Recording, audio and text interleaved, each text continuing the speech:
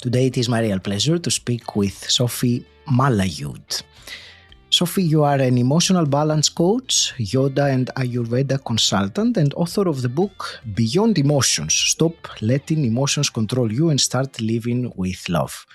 It's a real pleasure to have you on the show. Thank you for joining me today. So thank you for having me. I'm very excited about the conversation. And so am I. And since you mentioned that, my main topic, or let's say the thing that I would like to explore with you most today is how can one understand their emotions and use them to make clearer decisions also, because they are very much intertwined, our decision making and our emotional handling or our emotional situation. What I would like to begin with, something that you wrote, and you say, emotions are not obstacles to overcome, but messages guiding us toward growth. When we learn to listen to emotions through the body, breath, and conscious self-inquiry, they become allies rather than barriers. So I'm starting with this. So tell me a little bit more as an overview of this concept that emotions are not obstacles or punishment, but messages or opportunities. Yes, thank you. Let's start by understanding what is the purpose of an emotions. Mm-hmm. I would like to start with a different concept. If we look at fire, fire is only fire. Fire, the purpose of fire is to burn. So depending of our experience with fire, we like it or we don't like it. It's the way that the mind is built, is like or dislike. Mm-hmm. If we go toward the fire and we warm our body or cook our food, yeah, fire is great. And if we burn ourselves, then we will think that fire is bad. But fire is only fire. It's not good or bad. And I like to compare that with emotions. Mm-hmm. Emotions are not bad or good. Yes, there is emotion that really lift us up, and there is emotion that are challenging. But at the origin of the emotion, there is a message for us to understand. It's like an energy. It's an energy that is moving through the body. So there is some energy, the emotion, like for example, love. So if we feel the emotion of love in the body, we feel good. We are enthusiastic. We want to do many beautiful action. If we have an emotion that is challenging, it has the same idea. It's an emotion, and if we let it circulate through the body, we are going to grow from it. And it's where the challenge begins, because it's uncomfortable. Mm-hmm. And the mind doesn't like to be in an uncomfortable place. Mm-hmm. So we just suppress it, avoid it, don't think about it. And the energy in the body is stuck. And as long as the energy of the emotion is stuck in the body, it's going to bug in us over and over. Mm-hmm. And it can be felt physically. In the body, you feel tension in your shoulder that is growing. It can be in your belly, it can be in your chest, it can be anywhere. And as long as we didn't stop to look at the emotion and give the opportunity to the emotion to finish the cycle when we grow from it, then it will be there. Mm-hmm. And I would just also to add is that as we move on in our life, we accumulate more and more emotion that we didn't pay attention. So at some point in our life, we feel overwhelmed just by someone saying, you know what, I don't like you. Wow, that's the end of the world. And it's not because the person said, I don't like you, and it brought an emotion of sadness in you. It's because it's the accumulation of all those emotions we didn't process in the past. Yeah. That's great. And let me then ask very practically, since you said allowing the emotion to circulate through the body, but of course, because our mind does not like to feel that uncomfortable, and I'm talking now about the uncomfortable emotions. The challenge, from my point of view, as I see it, with allowing an emotion of that kind to circulate from the body, the challenge is that emotions have the tendency to consume us, especially if they are negative or really intense emotions. There is a sense of being carried away with the emotion in a negative way, and that makes it very difficult to stand aside and observe the emotion, or sit with it, or allow it, as you said. I liked very much, allow it to circulate as an energy that it is. I think also emotion, the word itself is energy in motion, emotion. So how can one start to learn to sit with the emotion rather than immediately or very quickly, once a challenging emotion comes, to try to push it away or suppress it? Yeah. If there is different technique, and I think that you can find your own technique if it works for you. I'm just going to share what works for me. First, there is a concept that when we face an emotion, and depending of who you are talking to, but the main emotion, challenging emotion, are anger, sadness, fear, disgust, surprise, and love. But the three main that we are facing on regular basis is anger, sadness, and fear. Fear being the biggest, guys. So when we are feeling such emotion, we have two options. We react or we respond. Mm-hmm. Usually it's what we do. We react. We react because we are here, boom, and something is coming out. That's for anger. For fear is that it coming.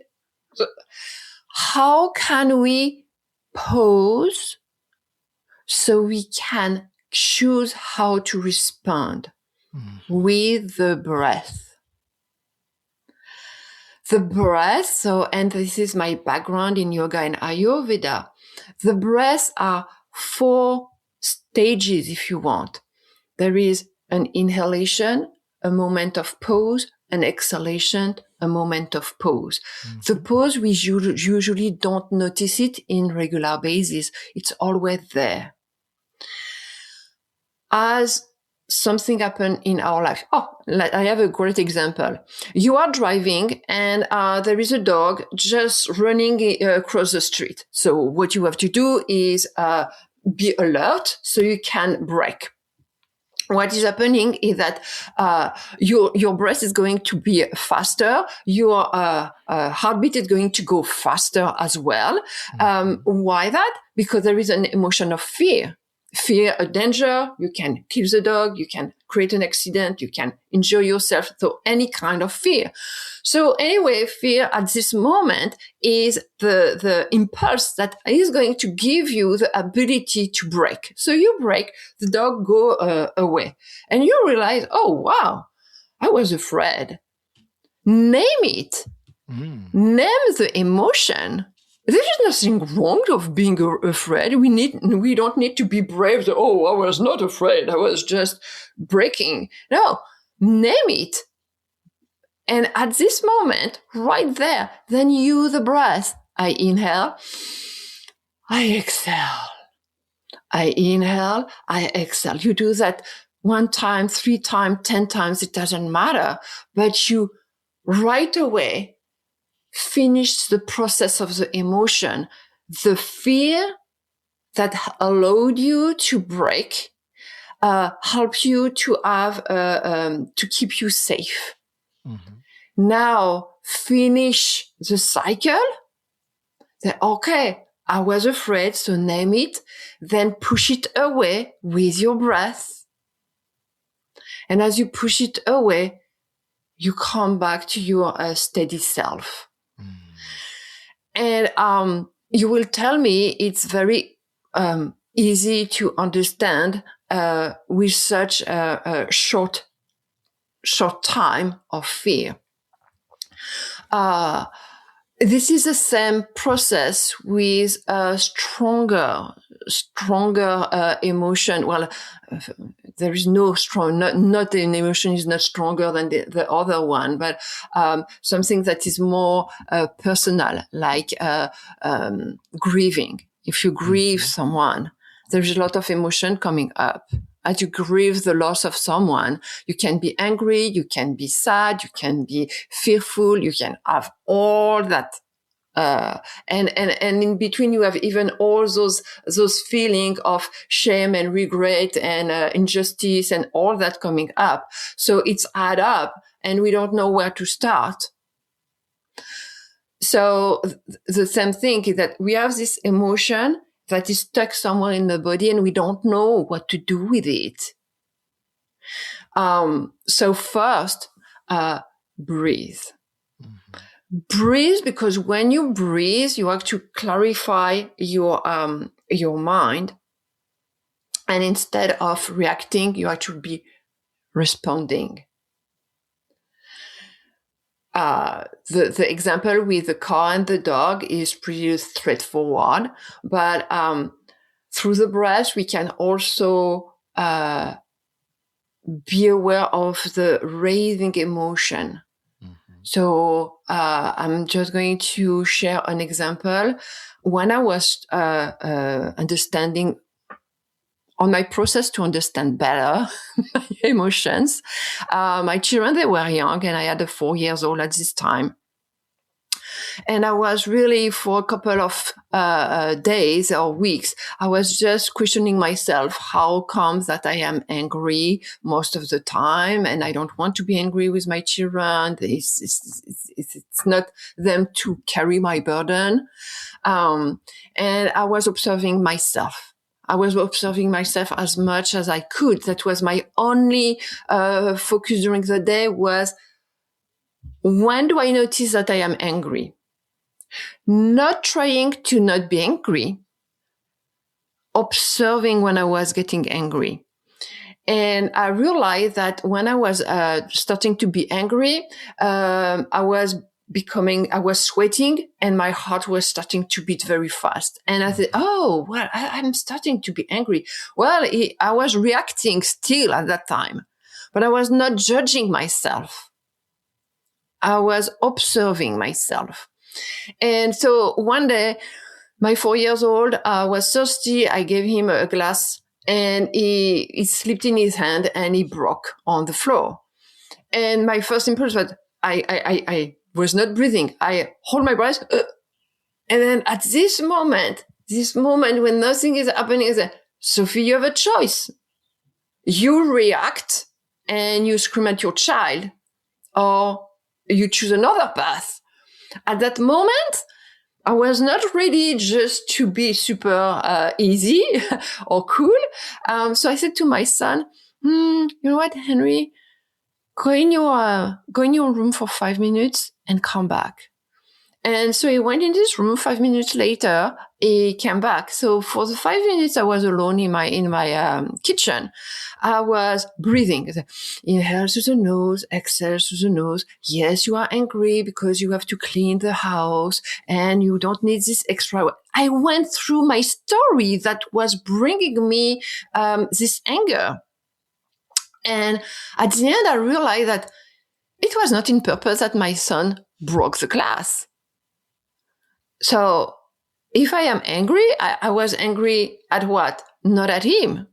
I was angry at myself of thinking that I would blame him for the extra work. So after 5 minutes, my son came back because he was still thirsty, right? And I say, yeah, Henry, I understand that you didn't want to break the glass. I'm going to teach you how to clean the glass that you broke without hurting yourself.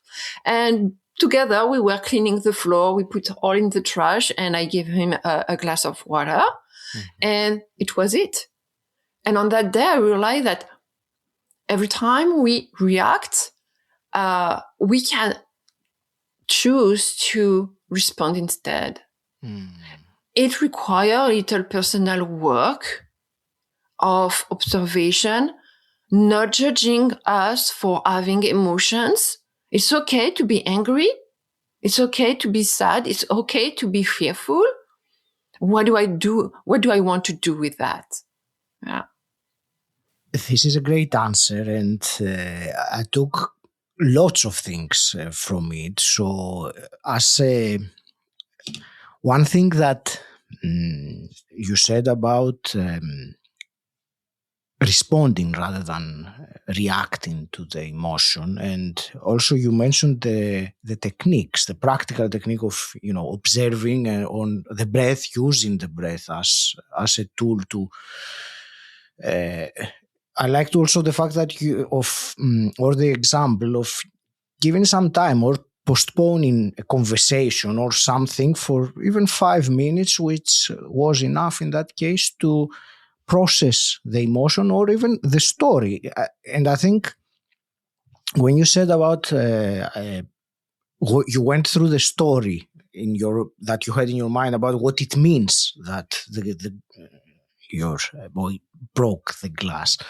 That was something that is very relatable, because if we are able to have the awareness, and I will use that word, that the self-awareness at that moment that there is a story that started to play and happens, I believe, simultaneously with the emotion, that is a way of understanding much better, because emotion can be a bit abstract. Yes, we say anger, but it's more difficult to, at least without some proper training, and perhaps we can discuss about this later on, but it is more difficult to really comprehend the emotion as energy in the body. Whereas listening to the story that is being recited at that moment that leads to that is, I believe, easier. So thank you for this very practical way that you shared about the emotion. I also made a note about naming the emotion, which is something that I don't know what your experience is, but from my experience, most people don't.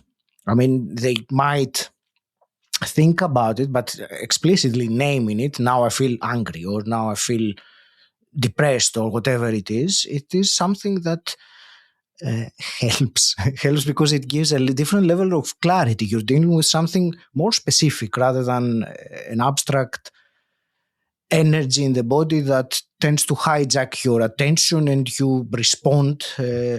So I don't know if you want to add something to this. I find it very useful and very fascinating as a method. So if you want to add something for someone listening that perhaps they are experiencing this more often than they would like, what else would you add?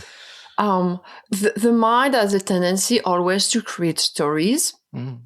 And it's with questioning and being curious of what we are feeling at the moment, then we can receive answers. For example, I mentioned it in my book, but the origin of my book was grieving my mother, because I had many emotions regarding my mother passing. And my first emotion that I was really had to face was anger. And I thought it was so wrong to be angry at someone who passed. So I didn't go there. And I was practicing breathing exercise and movement to go with, and meditation. And one day I said, okay, Sophie, face it. You are angry. And so first I name it. And I am angry at my mother. And then I realized that I was angry at my mother, but I follow my story. And my story went very deep. At some point, I realized I was angry at myself. So it's not forgiveness toward my mother that I had to cultivate, but forgiveness toward me. So following the story, not to nourish, our ego and nourish our, I am right and you are wrong. Just follow the story from curiosity and inquiry. Is my story true? Is it really true? How does it make me feel? Who would I be without this thought? And that is really the open door to understand that the emotion, they have something to share with us. When I started to follow my emotion regarding the passing of my mother, I explored anger, sadness, fear. Fear was the big one. And so I came out lighter, happier, with more purpose, with more determination, with more confidence. So this process, we don't want to go there because it's uncomfortable, but it's very valuable for our well-being. Yeah. You said earlier, and I will come back to that when we do not do that process and we suppress the emotion, over time they, unfortunately, they don't go away. They just are stored somewhere, they build up and they create all sorts of different situations, which I'm not going to go to that. What I would really like to explore is how these unprocessed, if I can call them that, unprocessed emotions cloud our decision making. Because I think that might be, for someone listening now, might be a really good reason to sit down and do the, let's say, uncomfortable work of sitting with the emotion, because there is an impact that this has on our daily decisions. So I would love to hear your thoughts on that. If that's we come back to the story with the fire. If your experience as being not a good experience with fire, you will never be attracted to fire. So you are going to remove fire of your life experience. Mm-hmm. So that's the same thing with emotion. When they accumulate and they are not processed, then our choices, they are not made from a place of curiosity and discovery of something new, but they are going to always to be based from our past experience. So, for example, if, I don't know, you ride the bike and you fell and you hurt yourself, it's a bad experience. If whatever emotion went at that moment, maybe you felt fearful, maybe you felt angry, maybe you felt, I don't know, sad because you were not riding the bike in a way that you wanted to. Then anytime that someone is going to, tomorrow we're to ride the bike, do you want to come? No, I don't go there. Mm-hmm. So I think that when you have kind of a little voice inside that, I would like to try that. No, too dangerous. I'm not going to do that. Mm-hmm. Then ask yourself, is there a reason behind, is it true that you don't like it because maybe you don't like it, but it's our unprocessed emotion are influencing us in the choices we do every single day. Mm-hmm. And when we start to be afraid of everything, then there is a lot of emotion that are stuck somewhere in the body. Mm-hmm. Yeah. In your example, the one that you just gave with, falling off the bike and then not wanting or not choosing or making the decision not to do that activity again. How would that be different if someone, after having, the fall and everything that happened as that, how would it be different if they actually sat down and processed it in their future decision making? Well, so I gave this example because it happened to me. But I decided to process my fear of biking. And I thought, again, it can be, maybe you like to journal, maybe you like to meditate on it, maybe you like to talk with a friend about it. Doesn't matter the way you want to explore, but we come back to questioning and curiosity. How come every time I ride the bike, I don't feel happy? And so in my case, I remember I went very far in my childhood when I learned to ride my bike. My dad was helping me to ride the bike. And so, you do 2 or 3 more try and then you fell. But every time I fell, my dad pulled me back up. It was, just massaging my knee and say, Sophie, it's okay. It happened. Go back on the bike and I help you. And we go there. And for me, the feeling on my back was meaning that my dad was loving me because he was picking me up. Now, as an adult, no one was here to pick me up. Mm-hmm. So my fear of riding the bike was coming because if I fell, I'm going to hurt myself and my dad is going to come. But as an adult, my dad was not there anymore. So when I went to my entire story that had built the fear, that had built the expectation and the deception that my dad was not going to pick me up, when I move all that, I will tell you, now I ride my bike, I don't fall anymore. But it was the event that helped me to understand all this process was when I was, we just got married with my husband and we were riding the bike and I was always falling, always. And he said, Sophie, there is no reason for you to fall from the bike. And I said, well, and I was making excuses and I was telling him that I didn't like to ride the bike and it was making me uncomfortable. Mm-hmm. So I was living with, an old emotion that I didn't finish to process. Mm-hmm. And it's how it appears in our life. And I like to ride the bike. I ride my bike every week. So it's really something, why would I have, not practice something that I am enjoying now just because of an emotion that I didn't process earlier. And there is nothing wrong in not processing emotion in our childhood or, like 10 years ago. Mm-hmm. We do the best we can at the moment we know. At that moment when I decided that I wanted to ride the bike with my husband every week, then I wanted to do something about it. Yeah. Mm. So if you feel in your life that you would like to go in a direction, but somehow you don't go there, ask yourself, what is beneath?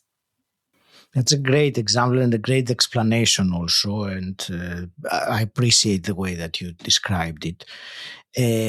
Sophie, for someone listening that would like to incorporate more of this into their life, I know you mentioned some techniques, but what I would like also for you to add to that is some kind of a practice, perhaps, daily or whatever frequency you think it is relevant to that.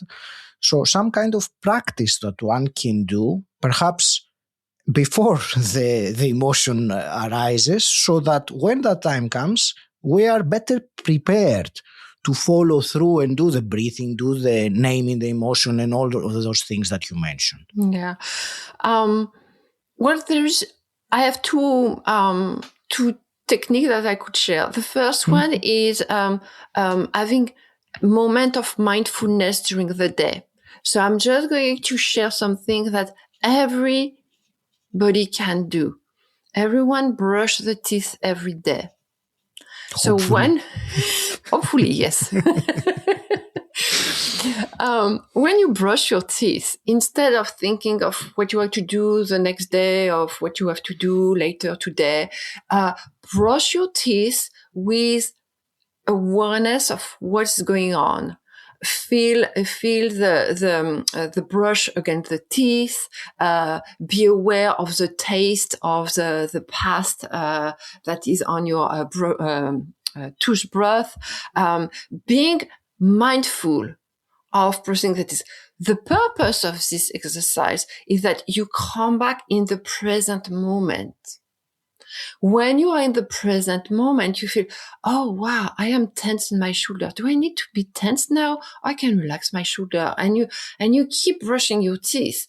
And if you do that, well, the purpose of this mindfulness exercise is that it will help you on daily basis, not, make mental note, oh, I'm starting to be angry. I am afraid. Or so it gives you the tool to develop this awareness of your own feeling on the spot. It's through mindfulness in the present moment that we can really create change. As long as we are not aware of what's going on, say, I was angry and I did react. I didn't want to do that. Well, it's kind of a prevention of the emotion is to develop more mindfulness in our life. Another thing you could also try is that at the end of the day, if you like to journal, you just note, so today, how did I feel? I felt neutral when I was taking my breakfast.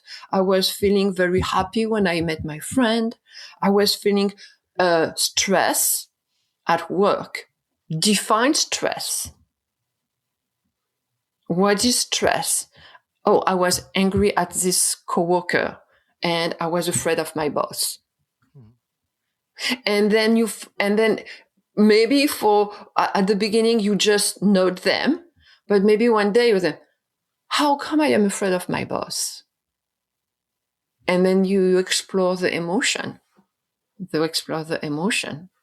Thank you. And what I really like about the technique you said about being mindful while brushing your teeth, the fact that I like the most is that it is something that does not require any of your extra time. You don't need to stack something else on top of what you're already doing in your busy day. You are doing that anyway. I said again, hopefully. But taking the time... no, not taking the time, actually using that time to be present rather than letting your mind drift in whatever direction. That's a very useful and so I appreciate very much that the practicality of this and the fact that it does not take more time or adding more things. No. Yeah. Sophie, as we start to wrap up this fascinating conversation, I wanted to ask also where could someone listening to this or watching this find out more about you and your work, your book? I have a website. It's called ayuryogawithsophie.com. But you can also find me on LinkedIn, Instagram, Facebook with my full name, Sophie Malahieude. And you can find my book. You just type Beyond Emotions on Amazon and with my name, Sophie Malahieude, and you will find my book. I want to thank you very much for this conversation on this such important topic that I wish, and also, my aim with this conversation and conversations like this is to bring more light into emotions and how can one treat them, let's say, differently than what the default or what the majority of people treat the emotions with. So I want to wish you all the very best with your book and with your mission of continuing this empowering, I will also say transformative work that you do. And I will leave it to you for your parting words or any final message to the listener. So my parting word would be emotions are messages for us to understand and grow. So let them be.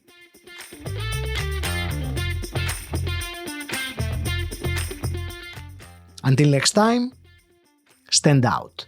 Don't fit in.